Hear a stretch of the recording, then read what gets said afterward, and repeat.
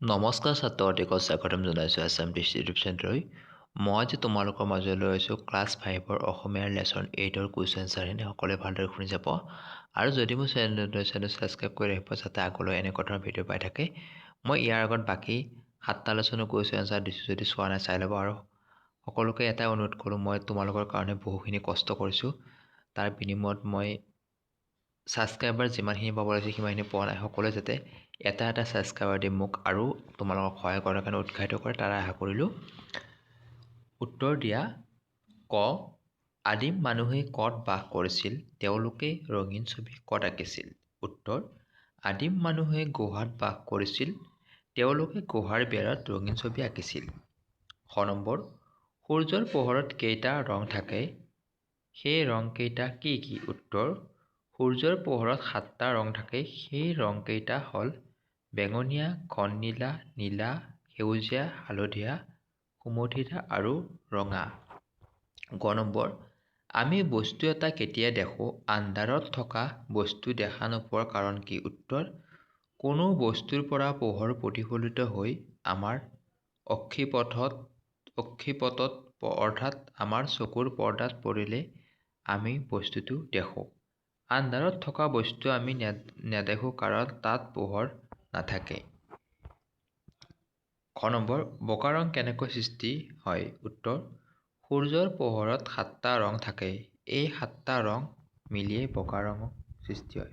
ঙ নম্বৰ, মানুহে দেখাৰ দৰে সকলো প্ৰাণীয়ে ৰংবোৰ নেদেখে, ৰং নেদেখা পোৱা প্ৰাণীবোৰ কি কি? উত্তৰ, ৰং দেখা পোৱা প্ৰাণীবোৰ হ'ল গৰিলা, গিবন, চিম্পাঞ্জী আৰু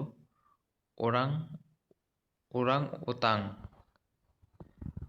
প্ৰশ্ন, কাৰ কি ৰং মিলোৱা? উত্তৰ, আকাশখন নীলা, গছৰ পাত সেউজীয়া, গাখীৰ বগা, সৰিয়হ ফুল হালধীয়া, চুলিতাৰি ক'লা, বেঙেনা বেঙুনীয়া, খালী ঠাই পূৰ কৰা, ঘঁৰিয়ালে বোলে সকলো বস্তুৰে ৰং দেখে। উত্তৰ, মটিয়াহে দেখে।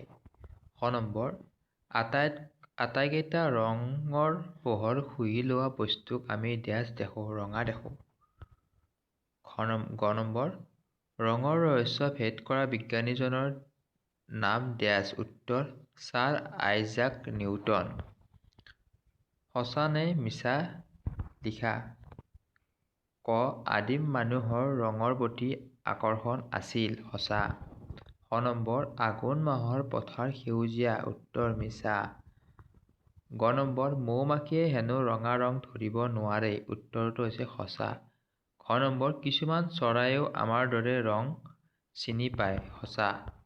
ঙ নম্বৰ, মানুহে অতি বেঙুনীয়া ৰংটো দেখে। উত্তৰ, মিছা। তলত আঁচ দিয়া যুক্তাক্ষৰকেইটা ভাঙি দেখুওৱা। উত্তৰ, নিশ্চয়। শ যোগ ছ, শস্য। অস্ত, শ যোগ ত, সত্যস্ত। একাদিক্ৰমে, ক যোগ ৰ, কয়ৰক ৰ। আৱিষ্কাৰ, শ যোগ ক, ক্ষয়কচ ক। পেঞ্চিল, জ যোগ ছ, জয়ছন্স। বিজ্ঞানী, জ যোগ জ, জ্ঞ। চিম্পাঞ্জী, ম যোগ প, মধ্যম প। ন যোগ বায়ুমণ্ডল, ন যোগ দ, নৈদণ্ড। তলৰ অৰ্থৰে সৈতে শব্দ দিয়া হৈছে, সেই শব্দবোৰেৰে বাক্য সাজা। ৰং, আনন্দ ধেমালি। বহাগ বিহু হৈছে ৰঙৰ উৎসৱ। ৰং বৰণ, মৌ-মাখিয়ে ৰঙা ৰং ধৰিব নোৱাৰে। বহুৰঙী, কেইবা ৰঙৰ। ৰামধেনু বহুৰঙী। ৰঙীন, আদিম মানুহে গুহাৰ বেৰত ৰঙীন ছবি আঁকিছিল।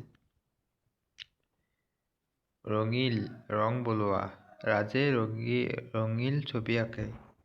ৰঙিলী, ৰঙিয়াল তিৰোতা। ৰীনা এগৰাকী ৰঙিলী তিৰোতা। ৰঙালী, আনন্দ উৎসৱ ধেমেলীয়া বহাগ বিহু। বহাগ বিহুৰ আন এটা নাম ৰঙালী বিহু। ৰঙিয়াল, আমোদী, ৰং লগোৱা, আনন্দময়। ৰাজ এজন ৰঙিয়াল যুৱক। ৰঙচুৱা, অলপ ৰঙা বৰণৰ। সূৰ্য উদয়ৰ সময়ত সূৰ্যটো ৰঙচুৱা হয়। ৰংচঙীয়া বিবিধ ধৰণৰ সাজ-সজ্জা। মাম্পীয়ে ৰংচঙীয়া কাপোৰ পিন্ধি ভাল পায়। ৰং-ধেমালি, আমোদ-প্ৰমোদ, মনৰ আনন্দৰ কাৰণে কৰা ধেমালি। বহাগ বিহুত সকলোৱে একেলগ হৈ ৰং-ধেমালি কৰে। ৰং-ৰহস্য, হাঁহি-ধেমালি, ৰগৰ। ল'ৰা-ছোৱালীবোৰে ৰং-ৰহস্য কৰি আছে।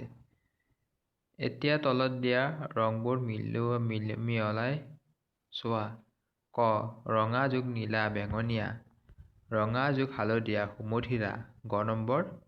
ৰঙা + নীলা সেউজীয়া। হালধীয়া + নীলা সেউজীয়া।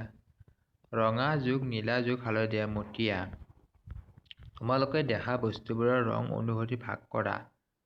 উত্তৰ: বগা, গাখীৰ, কাগজ, কণী, বগলী, কপাহ। তাৰপিছত ৰঙা আছে তেজ, বেলি, জবা, শিমলু ফুল, বিলাহী। তাৰপিছত আছে কলা আছে চুলি, কাউৰী, কুলি, ওকণি, ৰাতি, এইকেইটা হৈছে কলা। নীলা আছে নীল, আকাশ, চিয়াহী, সাগৰ, অপৰাজিতাৰ ফুল। ইয়াত নেক্সট আছে ভিপজিউৰৰ দৰে সাতোৰ ৰঙৰ প্ৰথম আখৰবোৰেৰে অসমীয়া শব্দ এটা গঠন কৰা। উত্তৰ: বেঙুনীয়া, ঘননীলা, নীলা, সেউজীয়া, হালধীয়া, সুমথিৰা আৰু ৰঙা। প্ৰথম আখৰকেইটাৰে গঠিত হ'লে শব্দটো হৈছে বেঙুনীয়াসুৰ। আজিৰ এই ক্লাছটোত ইমানখিনি আছিল। নেক্সট আৰু বাকী লেচনৰ কুৱেশ্যন আনচাৰ দিম। সকলোৱে ভালকৈ পঢ়িব বুলি আশা কৰি ইমানতে সামৰণি কৰিছোঁ। নমস্কাৰ।